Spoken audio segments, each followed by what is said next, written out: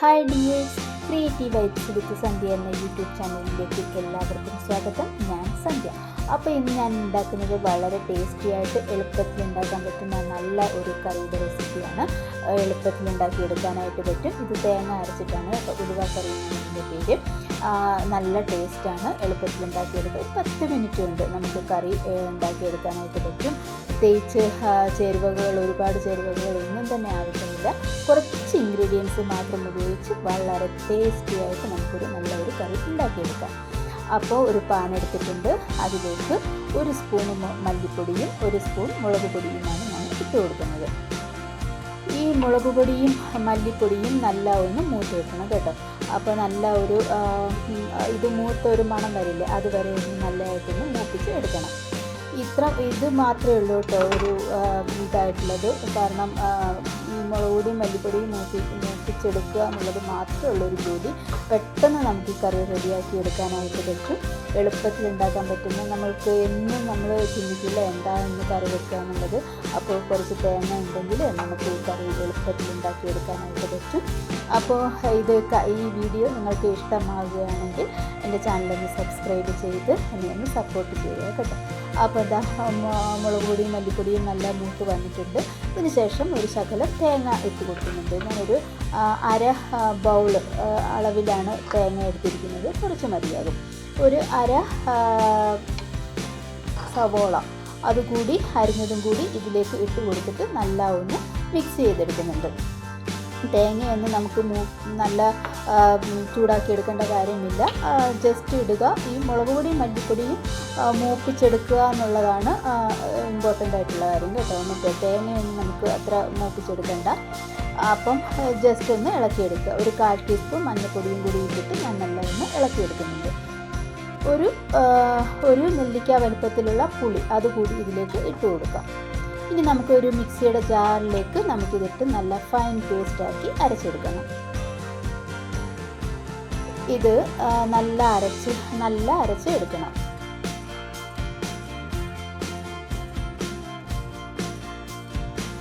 നല്ല ഫൈൻ പേസ്റ്റാക്കി അരച്ചെടുക്കണം. അത് മാറ്റി വെക്കാം നമുക്ക്. ഇനി നമുക്കൊരു ചട്ടി എടുക്കാം. ചട്ടി എടുത്ത് നമുക്ക് അതിലേക്ക് വെളിച്ചെണ്ണ വേണം ഒഴിച്ചു കൊടുക്കാൻ വേണ്ടിയിട്ട്. നമ്മൾ നാടൻ കറികളൊക്കെ ഉണ്ടാക്കുമ്പോൾ സാധാരണ വെളിച്ചെണ്ണയാണല്ലോ ഉണ്ടാക്കാറ്. ഇത് ശരിക്കും ഒരു നാടൻ കറിയാണ് കേട്ടോ. അപ്പം വെളിച്ചെണ്ണയാണ് ഞാൻ ഒഴിച്ചു കൊടുത്തിരിക്കുന്നത്. എണ്ണ ഒന്ന് ചൂടായിട്ട് വരുമ്പോൾ നമുക്ക് കടുക് പൊട്ടിക്കാം. കടുക് പൊട്ടിക്കുമ്പോൾ ഒരു 1/4 ടീസ്പൂൺ അളവിൽ ഞാൻ കടുകിട്ട് കൊടുത്തിട്ടുണ്ട്. അതൊന്ന് പൊട്ടി വരുമ്പോൾ ഒരു 1/4 ടീസ്പൂൺ അളവിൽ തന്നെ ഉലുവ കൂടി ഇട്ടിട്ടുണ്ട്. അതുകൂടി ഇട്ട് കൊടുക്കാം. ഉലുവ പൊടിയാണെങ്കിൽ ലാസ്റ്റ് ചേർത്താൽ മതിയാകും. ഉലുവ ആണെങ്കിൽ ആദ്യമേ തന്നെ നമ്മൾ കടുകിടുന്ന ടൈമിൽ തന്നെ ഇട്ട് കൊടുക്കണം കേട്ടോ. ഇതിന് ശേഷം ഒരു അരമുറി സവോള എടുത്തിട്ടുണ്ട്. അത് ചെറുതായി കൊത്തി അരിഞ്ഞതും ഒരു 5-6 വറ്റൽമുളക് കറിവേപ്പിലയും കൂടി ഇട്ടിട്ട് നല്ല ബ്രൗൺ നിറമാവുന്നത് വരെ നമുക്കൊന്ന് മൂപ്പിച്ചെടുക്കണം. ഈ വറ്റൽമുളക് കുറച്ച് കൂടുതൽ എടുക്കാൻ ശ്രദ്ധിക്കണം കേട്ടോ. നമുക്ക് മുളക് പൊടിക്ക് എരിവ് കുറവാണെന്നുണ്ടെങ്കിൽ വറ്റൽമുളക് കുറച്ച് കൂടുതൽ എടുക്കാൻ ശ്രദ്ധിക്കുക. എരിവ് വേണ്ടവർക്ക് കുറച്ച് കൂടുതൽ വറ്റൽമുളക് എടുത്തു കഴിഞ്ഞാൽ നല്ല ടേസ്റ്റാണ് കേട്ടോ. ഇത് ചെറുതായിട്ട് കട്ട് ചെയ്തിട്ടിട്ട് വേണം ഇത് നമുക്ക് മൂപ്പിച്ചെടുക്കാൻ വേണ്ടിയിട്ട്. അപ്പോൾ ഒരു നല്ലൊരു ടേസ്റ്റ് കിട്ടും കേട്ടോ. ഈ വറ്റൽമുളകിൻ്റെയൊക്കെ രുചി ആ കറിയിൽ കിട്ടുന്നതാണ്. അപ്പോൾ അതിന് വേണ്ടിയിട്ട് കുറച്ച് കൂടുതൽ വറ്റൽമുളക് എടുക്കുക. ഇത് നല്ല ഒന്ന് മൂപ്പിച്ച് എടുക്കണം. ഇത് നല്ല ഏകദേശം മൂത്ത് വന്നിട്ടുണ്ട്. ഇനി നമുക്കിത് അരച്ച് വെച്ചിരുന്ന അരപ്പില്ലേ അത് ഇതിലേക്ക് ഇട്ട് കൊടുക്കാം. അതും കുറച്ച് വെള്ളവും കൂടി ചേർത്ത് കൊടുക്കണം കേട്ടോ. നമ്മളുടെ ആവശ്യാനുസരണം നമ്മൾ വെള്ളം ഒഴിച്ച് കൊടുക്കണം. നമ്മൾ തേങ്ങയൊക്കെ കുറച്ച് മാത്രമേ എടുത്തിട്ടുള്ളൂ കേട്ടോ. അപ്പം കുറച്ച് വെള്ളം ഒഴിച്ചാൽ മതിയാകും. നമ്മളുടെ ആവശ്യാനുസരണം തേങ്ങ കൂട്ടുകയും കുറയ്ക്കുകയും ചെയ്യാം കേട്ടോ. തേങ്ങ കൂടുന്നതിനനുസരിച്ചിട്ട് നമുക്ക് ഗ്രേവിയുടെ അളവും കൂടുതലായിട്ട് കിട്ടുന്നതാണ്. ഇതിനെ ഒന്ന് അടച്ചു വെച്ചിട്ട് ഒന്ന് തിളപ്പിച്ചെടുക്കണം. നമ്മൾ തേങ്ങയൊക്കെ അരച്ചതല്ലേ, ഒന്ന് തേങ്ങയൊക്കെ ഒന്ന് വെന്ത് പരുവാക്കണം.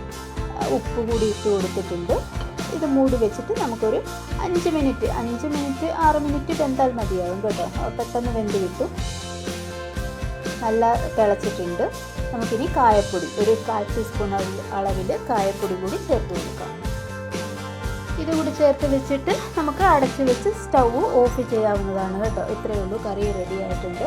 വളരെ ടേസ്റ്റിയാണ്, എളുപ്പത്തിൽ ഉണ്ടാക്കിയെടുക്കാനായിട്ടും പറ്റും. നല്ല ഈ കറിയുടെ കൂട്ടത്തിൽ വേറെ ഒരു കറിയുടെയും ആവശ്യമില്ല കേട്ടോ. നമുക്കിത് മാത്രം മതിയാകും ചോറിനാൻ വേണ്ടിയിട്ട്. അപ്പോൾ എളുപ്പത്തിൽ ഉണ്ടാക്കാൻ പറ്റുന്ന നല്ല ഒരു കറിയാണ്. എല്ലാവരും ഒന്ന് ട്രൈ ചെയ്ത് നോക്കണം കേട്ടോ. എന്തായാലും എല്ലാവർക്കും ഇഷ്ടമാകും. ഈ മുളക് പൊടിയും മല്ലിപ്പൊടിയും ഒന്ന് മൂപ്പിക്കുന്നത് അത് ഇമ്പോർട്ടൻ്റ് ആണ് കേട്ടോ. അത് നല്ല മൂത്ത് തന്നെ കിട്ടണം. അത് മാത്രമേ ഉള്ളൂ ശ്രദ്ധിക്കാൻ വേണ്ടിയിട്ട്, വേറെ ഒന്നുമില്ല. എളുപ്പത്തിൽ ഉണ്ടാക്കിയെടുക്കാനായിട്ട് പറ്റും. അപ്പോൾ എല്ലാവരും ഇതൊന്ന് ഉണ്ടാക്കി നോക്കുക. നിങ്ങളുടെ ഫീഡ്ബാക്ക് എന്നെ എഴുതി അറിയിക്കുകയും വേണം. അപ്പോൾ നല്ലൊരു വീഡിയോ ആയിട്ട് വീണ്ടും കാണുന്നത് വരേക്കും ബൈ.